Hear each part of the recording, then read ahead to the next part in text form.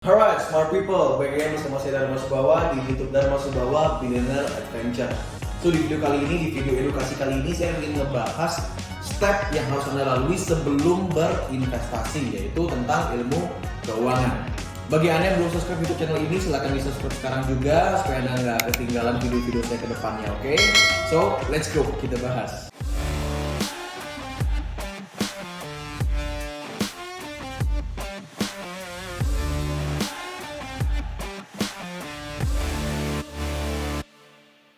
Oke guys, nah kali ini saya berbicara sebagai seorang konsultan investment dan juga konsultan finance di sini sesuai dengan kerjaan kita di Mandaka di perusahaan saya. Jadi banyak banget saya menemui calon-calon klien yang ingin investasi entah di produk-produk trading, produk-produk keuangan seperti saham, forex, emas, kripto, deposito dan lain sebagainya. Tapi banyak yang mau investasi, tapi mereka ini kebanyakan ketika setelah konsultasi dengan saya, mereka secara keuangan itu bisa saya kategorikan belum dewasa atau belum siap untuk melakukan yang namanya investasi.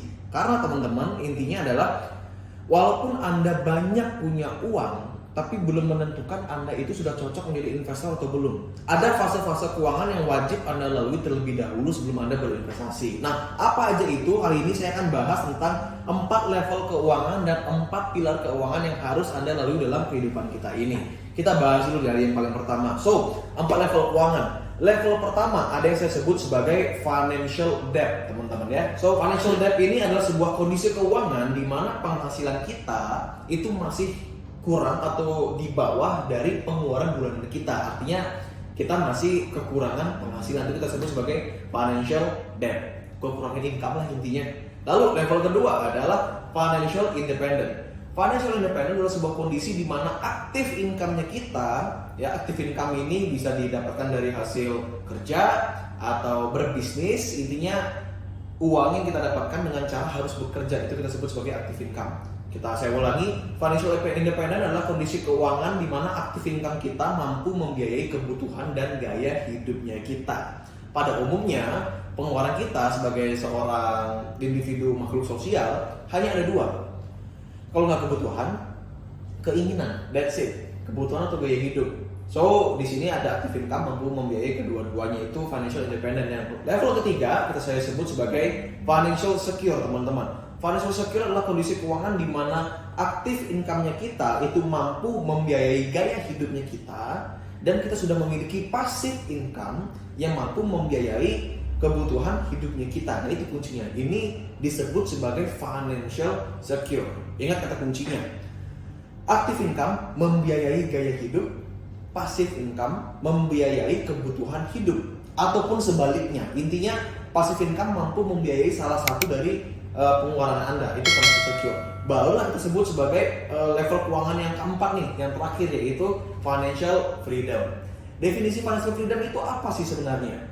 Tiap orang-orang pasti beda definisinya, tapi ini menurut saya pribadi, dari pemahaman saya pribadi, financial freedom adalah sebuah kondisi keuangan di mana passive income-nya kita mampu membiayai kedua pengeluaran kita, kebutuhan hidup dan juga gaya hidupnya kita, sehingga aktif income-nya kita yang dari kerja, dari bisnis, kita bisa tabung full untuk memperbanyak kekayaan kita, teman-teman. Nah itu. So, kalian di level yang mana nih? Level 1 kah financial debt, level 2 financial independent, level 3 financial secure, atau Anda sudah financial freedom? Kalau saya pribadi, jujur, saya baru di tahap financial secure, saya belum masuk di financial freedom. Dan yang namanya level keuangan, teman-teman, Anda ini bisa kadang di level 4, kadang di level 3, tergantung kebutuhan Anda pada saat itu, tergantung kondisi hidup Anda pada saat itu, udah berkeluarga kah, masih single kan, dan segala macam. Oke? Nah, kalau teman-teman udah paham sekarang 4 level keuangan, ada juga yang harus Anda lewati, yaitu 4 pilar keuangan sebelum teman-teman ini mulai berinvestasi. Karena kebanyakan orang yang investasinya rugi dan mereka itu sampai marah-marah karena kebanyakan investasi itu menggunakan dana panas atau uang panas, kayak gitu teman-teman ya. Nah Pak, gimana caranya Pak? Ada nggak tips atau strateginya Pak? Gimana cara kita supaya sukses dalam berinvestasi? Oke, kita bahas yang paling pertama, yaitu 4 pilar keuangan. Paling pertama kita sebut sebagai wealth creation. Wealth creation adalah pilar pertama dalam kehidupan kita, di mana kita harus mulai bisa menciptakan kekayaan dengan cara bekerja atau memulai sebuah usaha. Itu kita sebut sebagai wealth creation atau menciptakan kekayaan. Nah, majority orang-orang Indonesia, masyarakat Indonesia, mereka semua bisa menghasilkan uang. Cuma problemnya ya ada yang kecil, ada yang besar, dan ya cuma dua ini aja sih, ada yang kecil, ada yang besar. Majority mereka semua tuh bisa menghasilkan uang. Tetapi dari sekian banyak orang yang mampu menciptakan kekayaan, hanya segelintirnya saja yang bisa melewati fase kedua ini atau pilar kedua yang saya sebut sebagai wealth saving. Wealth saving adalah pilar kedua dalam kehidupan di mana kita harus bisa menyimpan dan mempertahankan kekayaan yang sudah dibangun dengan cara melakukan apa? Budgeting. Yes, ini penting banget teman-teman. Banyak banget orang yang meremehkan kunci atau arti dari budgeting keuangan. Nah, di sini saya pengen share sedikit prinsip membudgetkan keuangan secara umum, secara general. Tiap orang beda-beda, tergantung tanggungan Anda seperti apa. Oke? Secara umum, prinsip yang saya gunakan itu adalah pembagian 50, 30, dan 20 teman-teman. 50% dari penghasilan kita gunakan untuk kebutuhan hidup.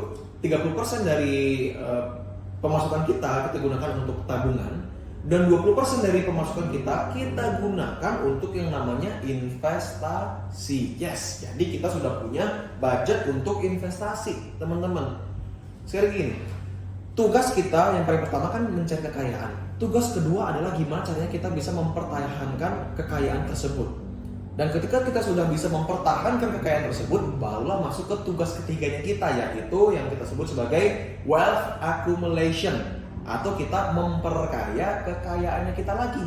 Kalau kita sudah berbicara tentang yang namanya memperkaya diri, disinilah perannya investasi, teman-teman. So, investasi ini bukan cara untuk wealth creation atau menciptakan kekayaan. No, bagi saya pribadi, investasi ini adalah cara untuk memperkaya.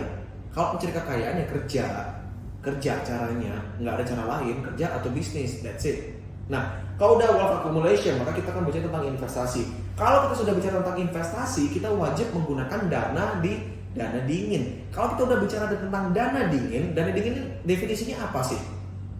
Orang-orang pada umumnya pada bilang dana dingin ini adalah uang kita tidak pakai dan yang waktu dekat. Dana dingin adalah uang yang udah kita bisa tutup mata dan macam-macam. Well, menurut saya itu salah.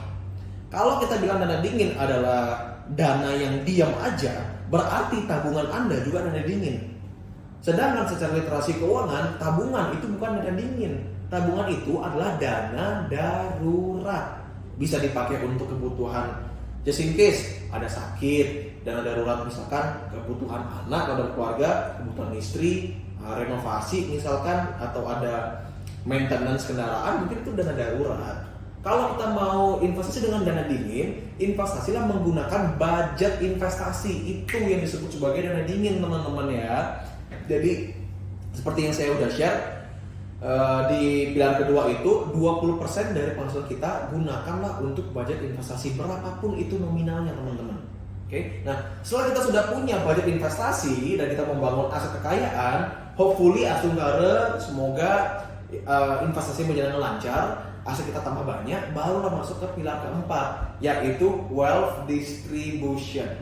Wealth distribution artinya adalah warisan, teman-teman. Ini adalah pilar keempat, pilar terakhir dalam kehidupan kita, di mana sudah saatnya kita ini mewarisi kekayaan sudah kita bangun selama kita hidup di dunia ini. Kita wariskan kepada anak atau cucu. Nah, jadi itu dia teman-teman, step by step yang harus Anda lalui sebelum melakukan yang namanya investasi. Sekali lagi, investasi adalah kegiatan yang beresiko. Ada yang resiko rendah, resiko menengah, resiko tinggi. Teman-teman bisa pilih juga mau yang mana. Jangan sampai Anda investasi dengan harapan saya akan kaya raya, saya akan jadi konglomerat dalam waktu dekat, sehingga teman-teman investasi menggunakan dana yang ada, benar-benar semua dana yang ada. Kebanyakan itu kesalahan orang-orang. Ketika udah meng-create money, mereka lupa untuk keep the money dulu. Mereka malah lompat ke fase ketiga langsung. Mereka langsung memperkaya. Fondasi keuangannya nggak ada, gitu. Nah, kalau teman-teman di sini pengen saya bahas tentang fondasi keuangan lebih detail lagi, saya bisa sharing karena ini ada kaitan sama asuransi. Kalau teman-teman pengen saya bahas, coba boleh jawab di kolom komentar. Pak, tolong bahas tentang fondasi keuangan yang kuat sebelum investasi. Saya akan buat di video selanjutnya seperti itu. Hopefully video ini bermanfaat, teman-teman bisa mendapatkan edukasi, dapat sharing dari saya. Dan kalau teman-teman suka, silahkan subscribe YouTube channel saya, bagikan ke teman-teman lainnya juga yang belum atau yang mau investasi supaya nggak salah langkah. Oke? So dengan saya Dharma Subawa, your financial consultant. Sampai jumpa di video selanjutnya. Bye-bye.